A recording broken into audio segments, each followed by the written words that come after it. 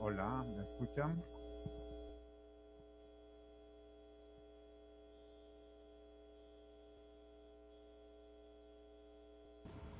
Sí, doctor, buenos días. Hola, hola.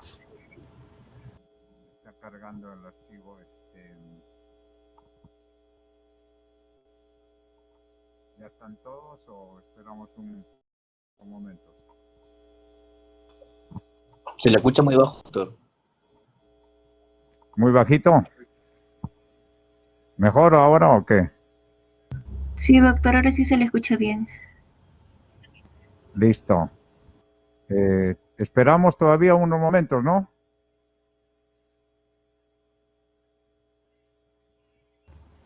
¿Cómo desea, doctor? Ya listo. Mientras va cargando, vamos esperando.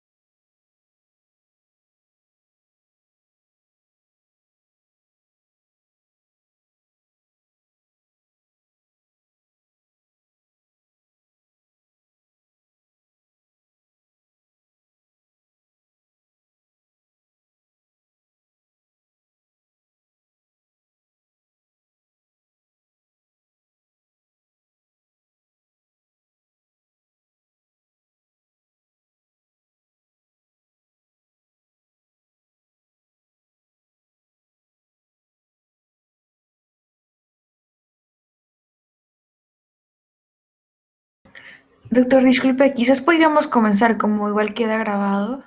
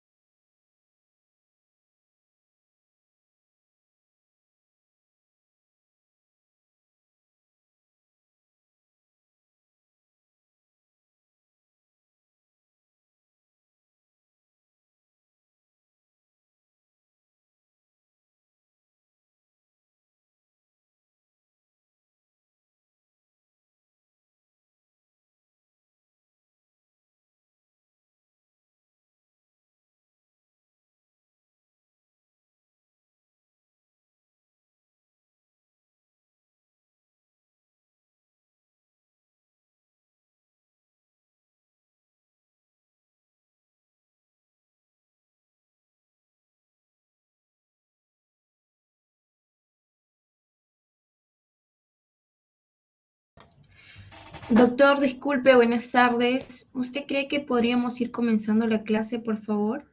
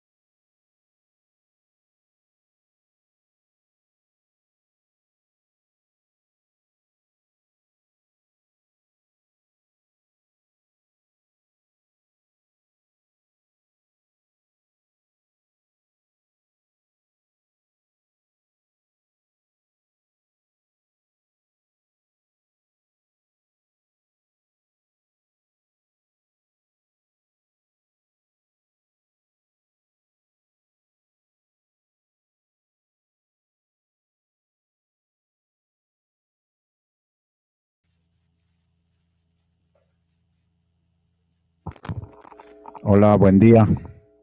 ¿Me escuchan?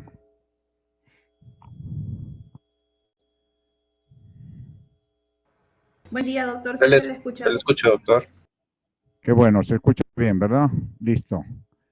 Empezamos entonces ahora con este tema de lo que es el tumor de ovario. Bueno, cuando hablamos de tumor de ovario, tumores anexiales, engloba todo eso. En realidad, si nos fijamos desde el punto de vista quirúrgico, en la estadística, es una causa de cirugía bastante frecuente. Miren, en Estados Unidos nomás, pues casi 300.000 mujeres se operan cada 2 años por un problema de una tumoración de ovario. Entonces, cuando uno enfoca la tumoración de ovario, siempre hay dos disyuntivas. Una, si esa tumoración de ovario amerita un tratamiento quirúrgico, y lo otro es que si es que esa tumoración de ovario es probable que sea maligna, porque nuestra obligación es determinar si realmente hay posibilidades de que sea maligna, entonces el enfoque es diferente.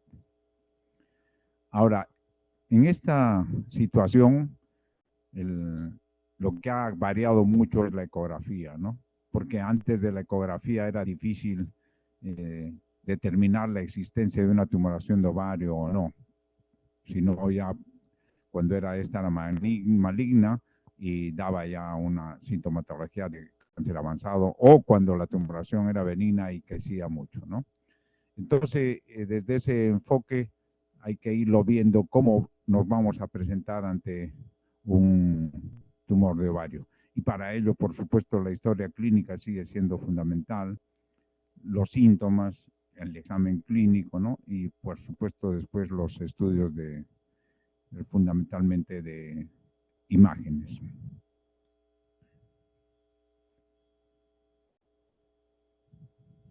Cuando vemos estas causas de manejo de tumoraciones de ovario, entonces hay tumoraciones que realmente pertenecen al anexo, al ovario, o a veces a la trompa, pero hay otras que pueden simular depender del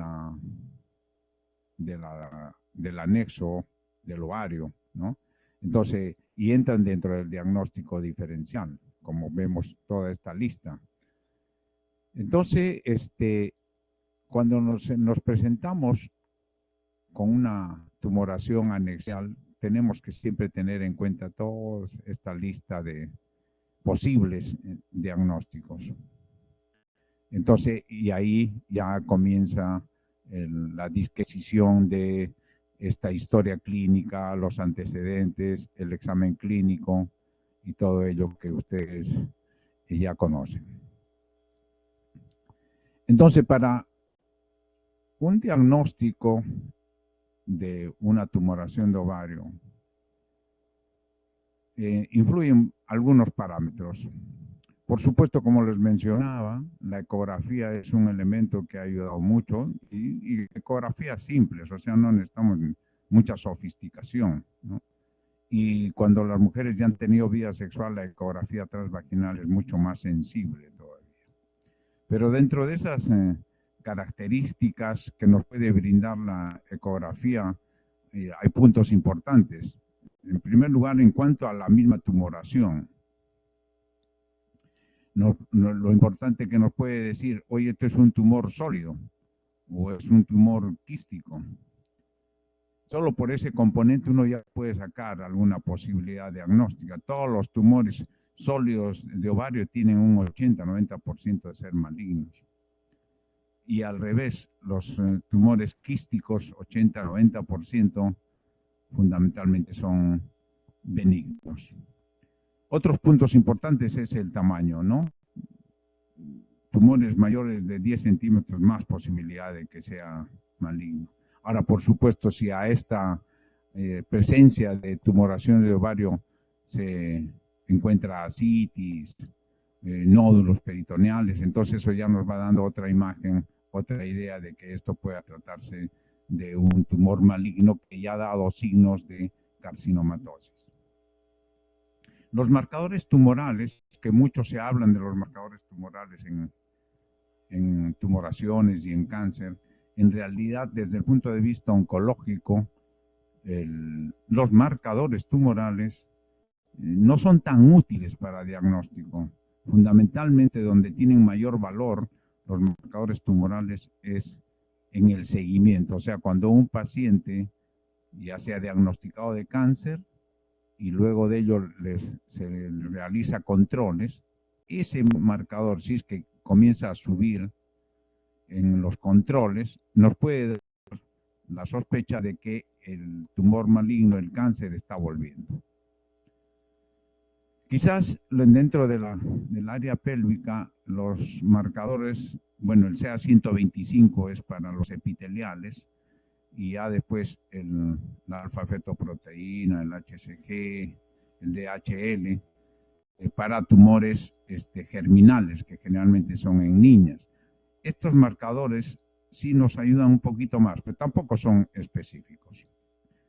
El CA125 para epiteliales, no siendo realmente específico, pero puede ayudarnos. Pero, como les digo, su rol es más importante en el seguimiento.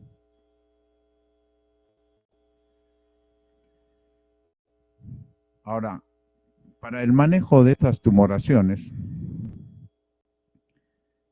si hay sospecha, ¿no?, de que sea una tumoración maligna, el manejo de esa tumoración maligna es quirúrgica, o sea, quiere decir que para hacer el diagnóstico siempre tiene que tener una evaluación quirúrgica, porque el ovario está considerado dentro de un órgano no accesible a la exploración, ¿no es cierto? Podemos examinar todo, pero indirectamente, a diferencia, por ejemplo, de un tumor de la mama. La tenemos ahí, la mama es un órgano accesible a la exploración, palpamos un tumor y podemos hacer una biopsia con una aguja, corte, lo que sea. Pero en tumores de ovario, no podemos hacer punciones porque pues es la cavidad. Entonces necesariamente tiene que hacerse una cirugía. Esta puede ser laparoscópica o cirugía abierta. Y la forma de evaluar quirúrgicamente es mediante la laparoscopía o la laparotomía, pero se tiene que retirar, resecar esa tumoración y se puede enviar a biopsia por congelación. Dentro del acto quirúrgico, el patólogo nos responde si es benigno o maligno y, de acuerdo a ello, proceder a continuar la cirugía. Si nos dicen que es maligno, pues bueno, se hace una estadificación quirúrgica intraoperatoria, ¿no? Ahora, si nos dicen que es benigno, pues la cirugía puede quedar ahí. Entonces, esto siempre hay que tenerlo en cuenta, de que el manejo de los tumores de ovario para su determinación tiene que ser mediante una cirugía. Teniendo estas ideas generales sobre lo que significa la presencia de un tumor de ovario, cómo manejarlo, entonces tenemos dos enfoques. Uno es el tumor que no da síntomas, asintomático, y que puede ser descubierto por una ecografía o algún examen, a veces también la tomografía, pero el examen que más nos puede acercar es la ecografía, y dentro de ellos la ecografía transvaginal. En algunas mujeres no se puede hacer transvaginal, habrá que realizarle una ecografía pélvica, ¿no?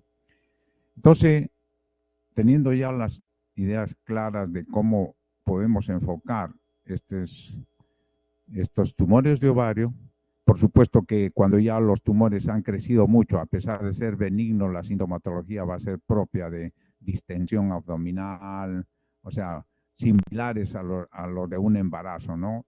Pues aumento de volumen, porque hay tumores que crecen mucho, pero siguen siendo benignos, a diferencia de carcinomatosis, donde aparte del tumor puede haber ascitis, puede haber tumores en toda la cavidad abdominal que van a dar esa sintomatología, ¿no? Entonces, nos vamos a abocar ahora a lo que es el cáncer de ovario.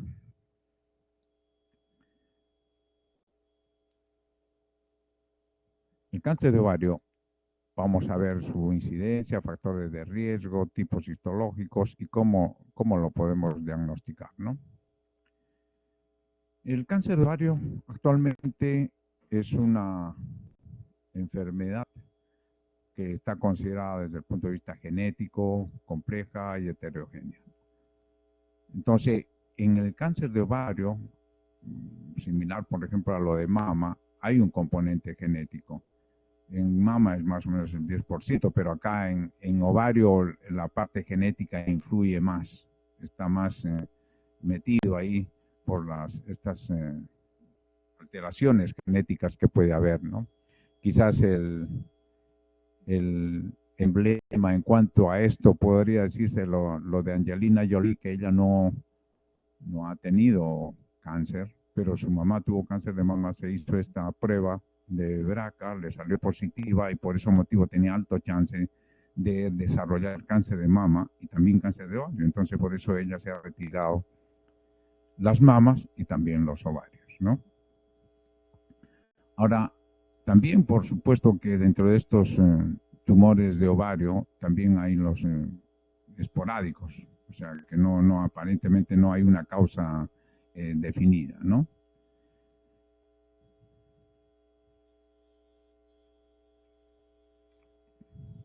El cáncer de ovario siempre ha tenido una incidencia constante, ¿no? Y siempre la edad también en las edades, en edad de adultas mujeres.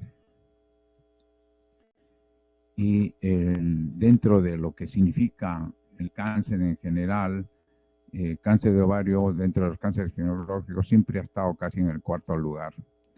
Siempre el tercero y cuarto lugar lo ha disputado con lo que es cáncer de endometrio. El cáncer de endometrio actualmente está aumentando un poquito más, pero siempre se ha mantenido el cáncer de ovario en esa incidencia. Lo malo del cáncer de ovario, a pesar de que ocupa el cuarto lugar, pues tiene una alta mortalidad. Y alta mortalidad, ¿por qué? Porque se diagnostica fundamentalmente en estadios avanzados, a diferencia de otros cánceres, ¿no? Como el cáncer de mama, cáncer de cuello uterino, que se puede diagnosticar más tempranamente.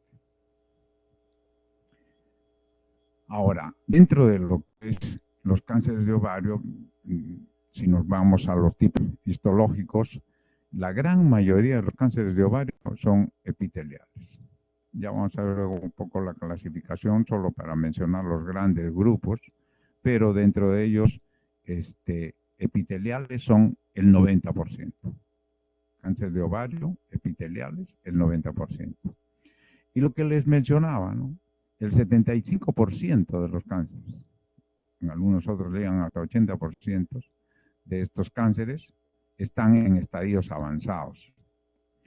Esto porque al inicio no da síntomas, si una ecografía por ahí no detectó ese tumor, que claro, habitualmente no se hacen ecografías como método de screening, como es por ejemplo la mamografía en cáncer de mama, Papa Nicolau, en cáncer de cuello uterino.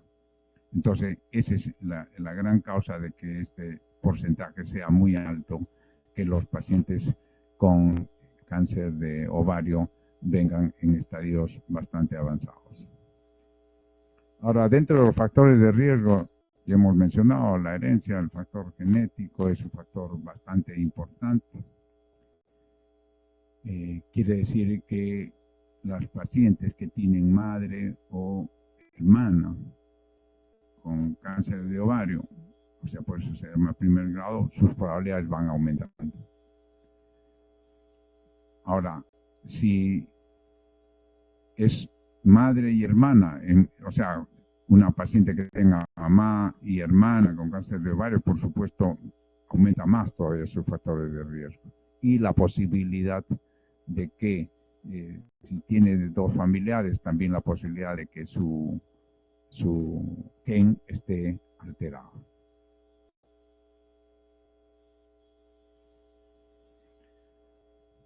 Como hemos mencionado, El cáncer de ovario se presenta casi en la sexta, séptima década, o sea, en mujeres posmenopáusicas. Cáncer de ovario, sí, más presente en el mundo desarrollado, que se llama así, o grupo de los países industrializados, ¿no?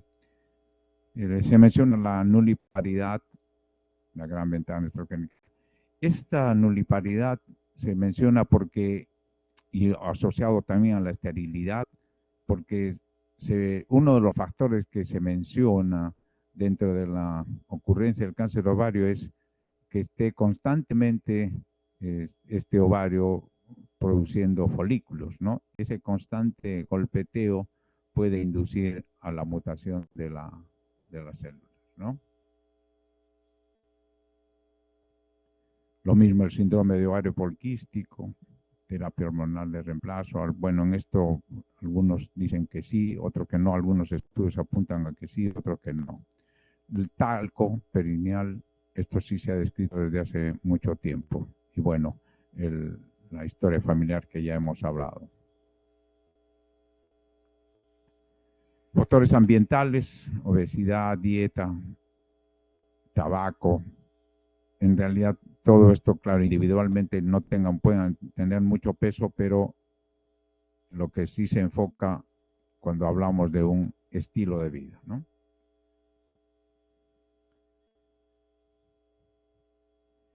Les mencionaba el tumor de ovario, necesariamente para hacer su tratamiento tiene que haber una estadificación, la estadificación como en cualquier cáncer, pero en este caso la estadificación del tumor de ovario es quirúrgico.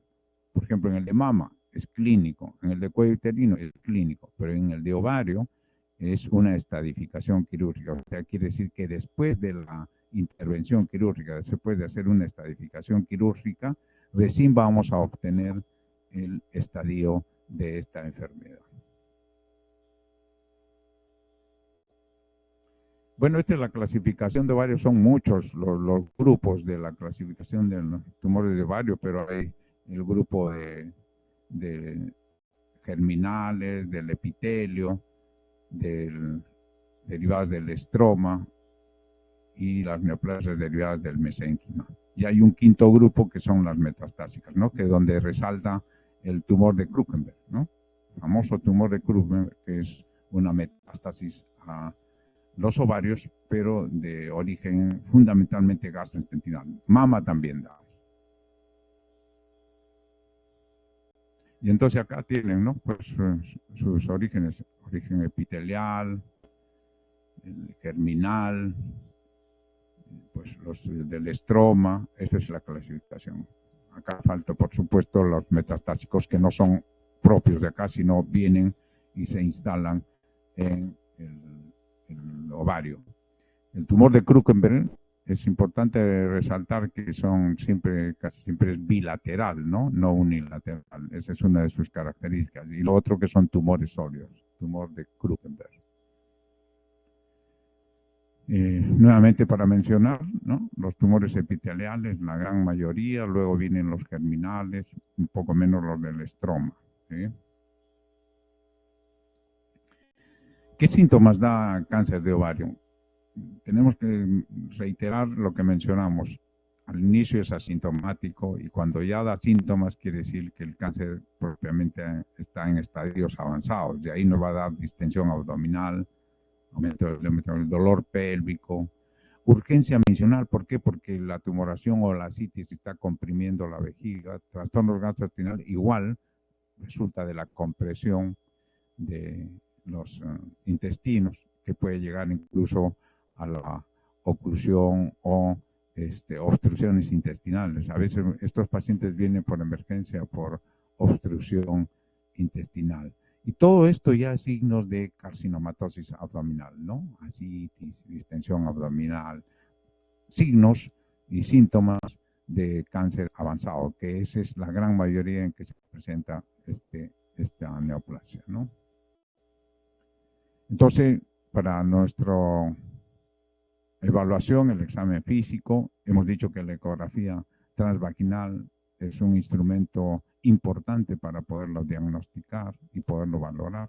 Claro, la ecografía de abdomen para ver si hay metástasis hepática o una serie de nódulos que pueden presentarse en toda la cavidad abdominal.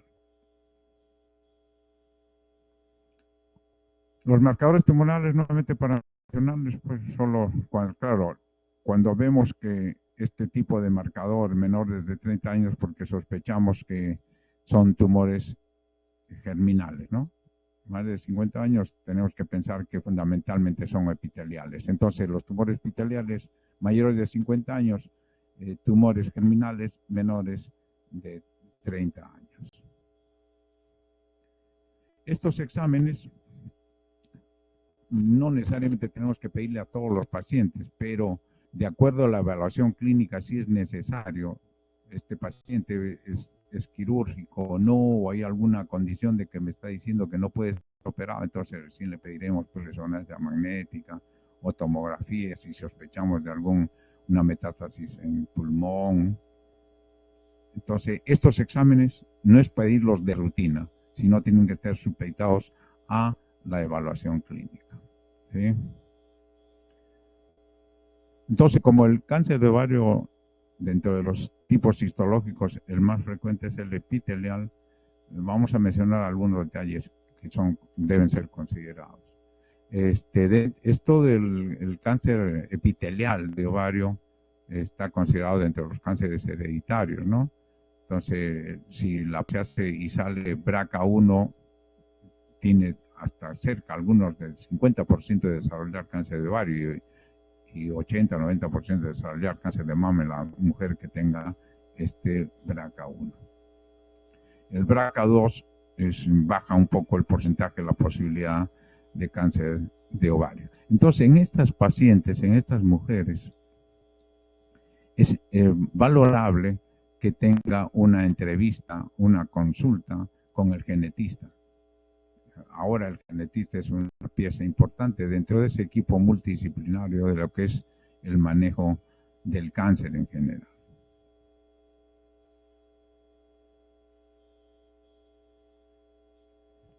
Bueno, los estadios, la estadificación les dije que fundamentalmente esta es quirúrgica. Recién después de operar podemos decir en qué estadio está. No es necesario que se aprendan esta tabla que es tediosa, pero sí hay que tenerlo claro que la estadificación del cáncer de ovario es quirúrgico. En cambio, en otros como mama, cuello uterino, es clínico. Igual, la sintomatología para el tumor epitelial de ovario, similar, con la gran mayoría avanzados, con ascitis, metástasis intestinal y hemorragias vaginales poco frecuente, tendría que haber ya infiltrado el útero. Estos síntomas son poco frecuentes. Lo que sí encontramos es distensión, pues estreñimiento, todo esto por compresión, ¿no?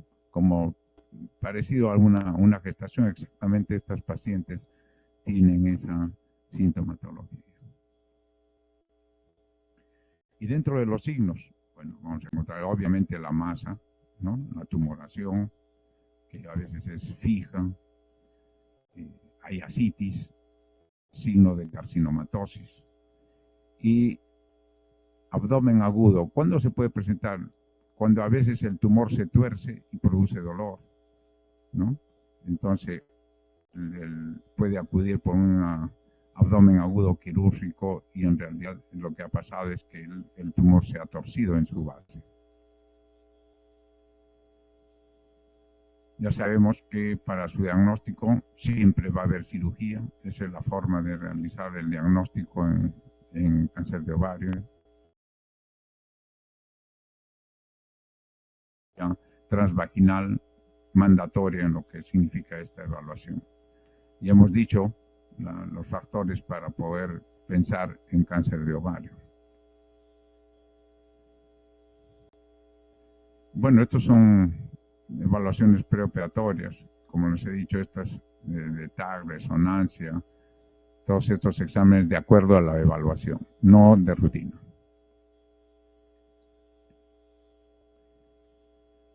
También mencionamos que siempre cuando se presenta la carcinomatosis, claro, podemos pensar en ovario como primera posibilidad, pero antes de eso, siempre tenemos que tener en cuenta que por frecuencia, carcinomatosis también pueden dar otras neoplasias y que son más frecuentes en nuestro medio. Entonces, cuando hay toda esta evaluación de carcinomatosis, incluso como les he dicho, puede haber tumores en el ovario, que pueden ser Krukenberg, entonces existe la posibilidad, por frecuencia, de que pueda ser un cáncer de estómago, que haya dado carcinomatosis, e incluso tumores en el ovario. O puede ser cáncer de colon, que haya dado carcinomatosis y que también puede dar tumores en el ovario. Entonces, estos pacientes con el diagnóstico clínico de carcinomatosis por este síndrome ascítico, tienen que tener una evaluación de gastroscopía y colonoscopía para descartar la posibilidad de que sea un cáncer de estómago o que sea un cáncer de colon.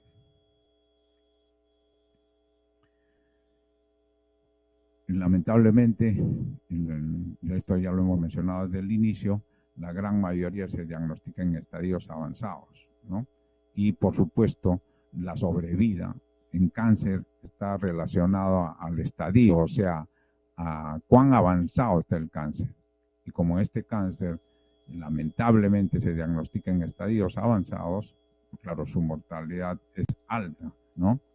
Por eso decíamos, no es muy frecuente el cáncer de ovario, pero su mortalidad es alta porque 70-80% se diagnostican en estadios 3 o estadios 4.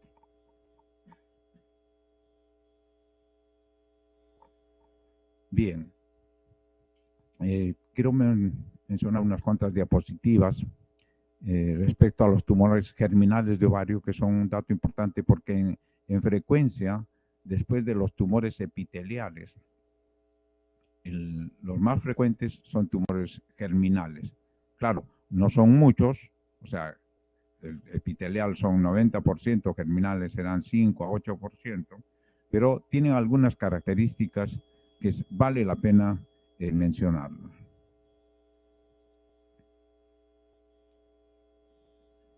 Son neoplasias, como su mismo nombre lo dice, parten de las células germinales, ¿no? de la gónada. Y esto tiene una característica que lo hace importante porque la presentación de estas neoplasias es fundamentalmente en niñas, en púberes, en jóvenes.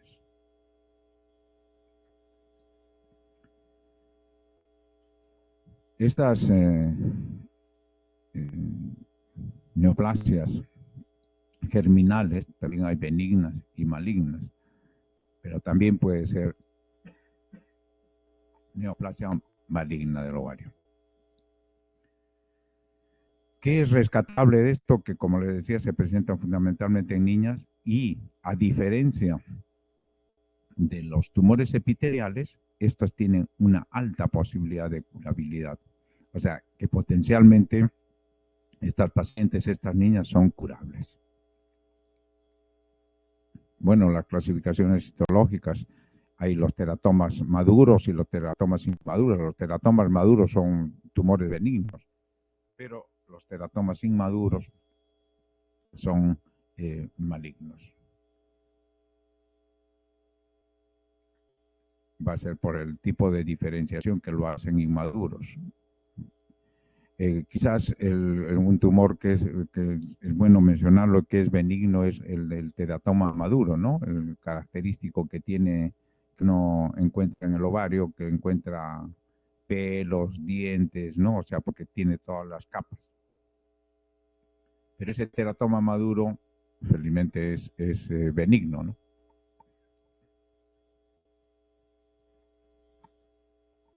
En cuanto a su epidemiología, pues ya sabemos que la mayor parte son en niñas.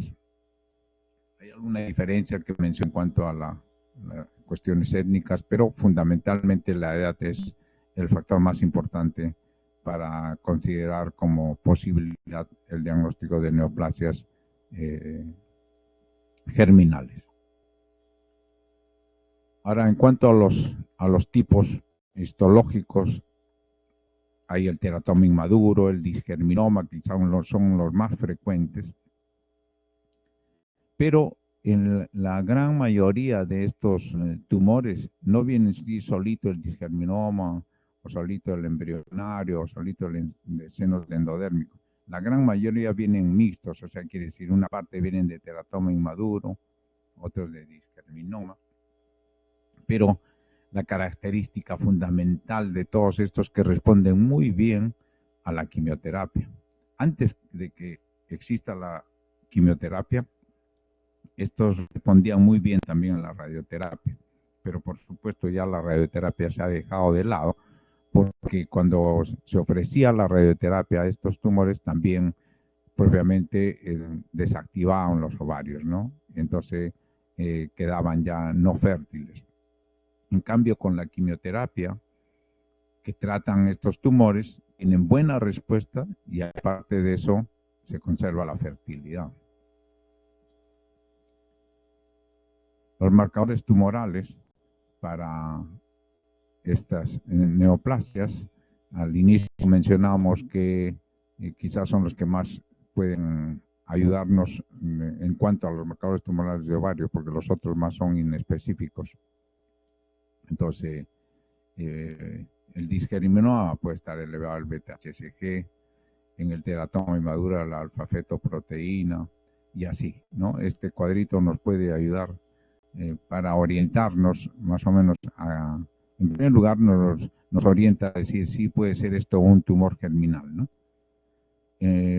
Esto asociado a la edad, ¿no? Si tenemos un tumor de ovario en una niña que todavía es prepúber, vamos a sospechar indudablemente que es, en primer lugar, si es prepúber y hay tumor en el ovario, es algo patológico, ¿no? Porque en una niña prepúber no debe haber tumor. Y si tenemos un tumor de ovario en una niña prepúber y pedimos estos marcadores, nos van a decir hoy sí, esto puede tratarse de un tumor germinal. Y todavía pueden orientarnos más, depende del tipo. Si usted le va al beta-HG, entonces podemos decir sí, se puede tratar de un disgerminoma. Obviamente que todo esto tiene que ser también valorado quirúrgicamente, igual como lo que mencionaba para los tumores de ovario. En cuanto al cuadro clínico, acá varía un poco en cuanto a los epiteliales, ¿no?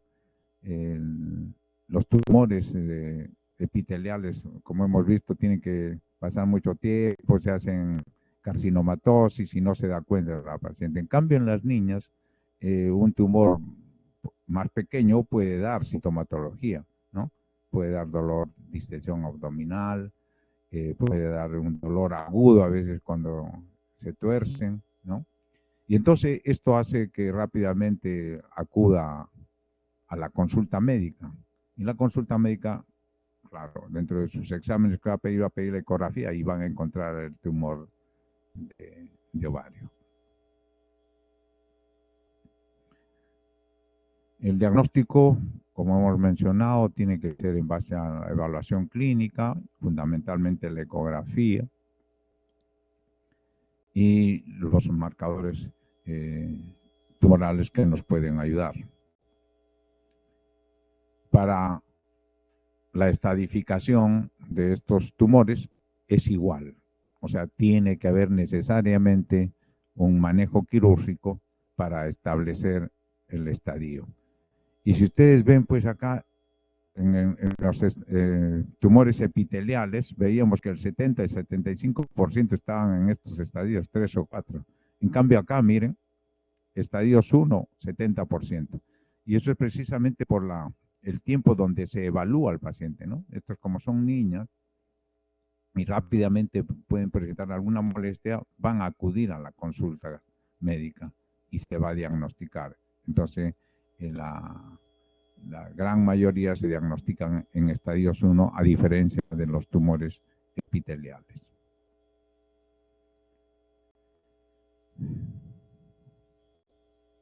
Entonces, en la cirugía en estos casos, como los tumores de ovario epiteliales, la cirugía va a servir primero de diagnóstico. O sea, se va a hacer una laparotomía o laparoscopía, se va a retirar el tumor, se va a mandar a estudiar, como se llama, biopsia por congelación en el mismo acto quirúrgico, y ahí mismo se toma la decisión de qué se va a ofrecer. O sea, nos va a servir como diagnóstico y como tratamiento. Ahora, cuando hablamos de los tumores epiteliales, obviamente, como hemos dicho, en mujeres casi postmenopáusicas, la gran mayoría, entonces el tratamiento quirúrgico va orientado a resecar la mayor cantidad de enfermedad.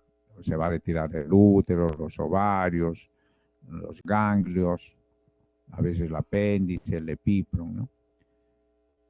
Pero la gran diferencia con estos tumores germinales, y hemos dicho que responden bien a la quimioterapia, entonces tiene que estar orientado, y está orientado, a preservar la fertilidad, porque responde bien a la quimioterapia, entonces podemos ofrecerles después del tratamiento quirúrgico esta quimioterapia, y estas niñas probablemente se van a curar y después van a poder tener descendencia normal.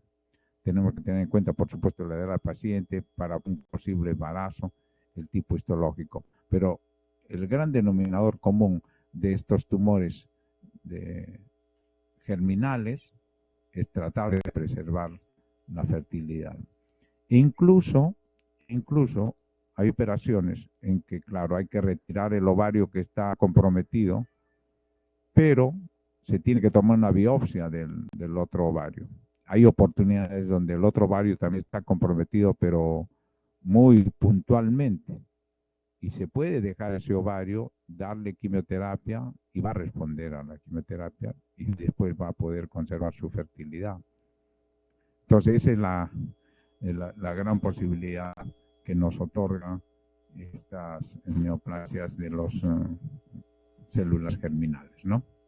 Entonces, como conclusiones, decimos que los tumores malignos de células germinales constituyen un grupo poco frecuente, pero bastante importante por las posibilidades que podemos ofrecerles a estas pacientes, a estas niñas, ¿no? Son mujeres que recién van a empezar una vida reproductiva, ¿sí? Como les mencionaba en la estadificación quirúrgica, o sea, no quiere decir que porque retire más, o sea, retire el útero, retire el ovario, voy a ofrecerle mayor posibilidad de curación, no, la posibilidad va a estar en adecuar una estadificación quirúrgica con intención de que pueda preservar la fertilidad, y luego la quimioterapia va a tener un buen rol, ¿no?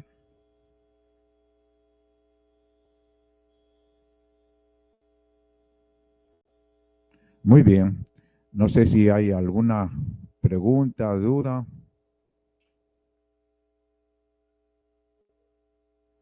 Sí, Ilan. Sí, ¿por qué menciona de que el talco es un factor de riesgo para que pueda formar cáncer de ovario? ¿Cómo es que eso tiene relación? Sí, esto se ha estudiado mucho, esto es uno de los factores de riesgo que hace muchos años siempre se ha mencionado y ha tenido cierta relación. Se dice que el talco tiene, que usan muchas mujeres, desde pues hace mucho tiempo usan talco. Quiere decir, ese talco, ese polvillo, ingresa a través de la vagina, ingresa a través del útero y llega a los ovarios. Y esto hace que fisiopatológicamente pueda producir algunas mutaciones y pueda producir cáncer de ovario. Siempre se le ha mencionado como factor de riesgo por esa posibilidad.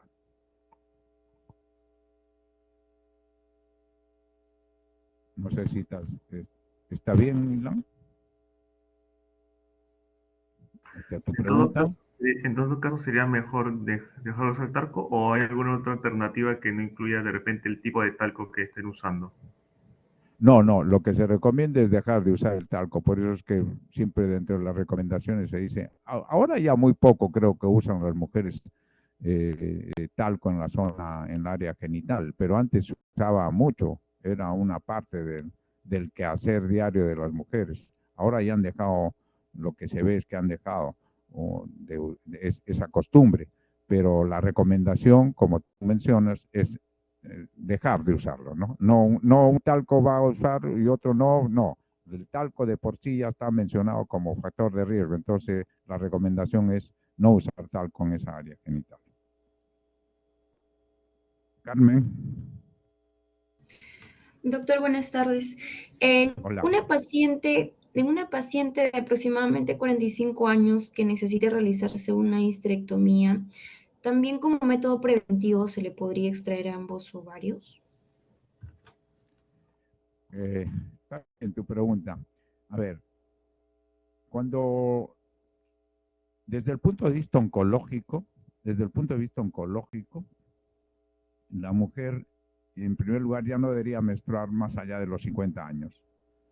Por lo tanto, desde el punto de vista oncológico, estoy hablando de un enfoque oncológico, la mujer ya no debería tener ovario más allá de los 50 años. Dice el ovario se hace viejo para producir hormonas, pero siempre es joven para producir tumores. Entonces, desde ese enfoque, cuando se entra a operar, por decir, por lesiones del útero, lesiones benignas, entonces siempre tenemos que fijarnos en la edad. Más allá de los 50 años que vayan a retirar el útero, obviamente hay que retirar los ovarios, porque esa mujer, si todavía está menstruando, pero ¿cuántos años más le queda de vida de esos ovarios? 2 o 3 años. El promedio de la mujer peruana de la menopausia son 48 años. Entonces, esa posibilidad siempre existe. Menos de 45 años se puede conservar un ovario o se puede coordinar y ver cada paciente, oye, sí, ya estás en cambio hormonal por la sintomatología, entonces se puede retirar. Pero si todavía está en plena vida sus ovarios, por la sintomatología incluso se le puede hacer pruebas, se puede dejar un ovario. Entre los 45 y 50 años hay que meditarlo mucho, hay que individualizar cada caso. Pero a tu pregunta, una mujer, ¿de qué edad me dijiste? 45 años, doctor. 45 años. Bueno, este es el momento en que hay que individualizarlo para ver, esa mujer todavía está menstruando, sus menstruaciones ya son irregulares, ¿no? Entonces, si yo digo, esta mujer ya está propiamente, viene ya su menopausia, es mejor retirarle ambos ovarios, ¿no? No sé si me dejé entender a tu pregunta, Carmen. Sí, doctor, muy claro, doctor. Muchas gracias. Bueno.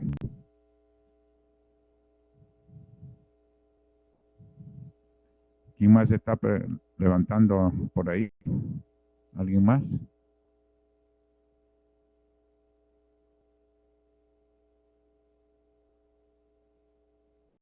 ¿Alguna otra pregunta?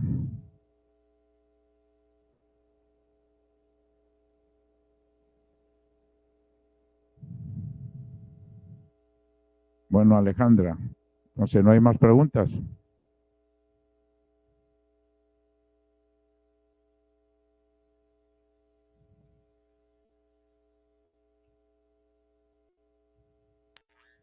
Ya listo, sí veo ahí tu nota.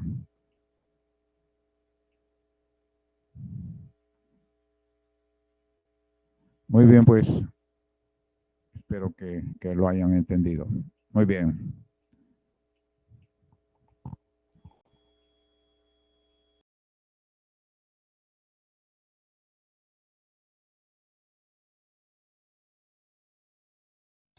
Gracias, doctor. A ustedes más bien.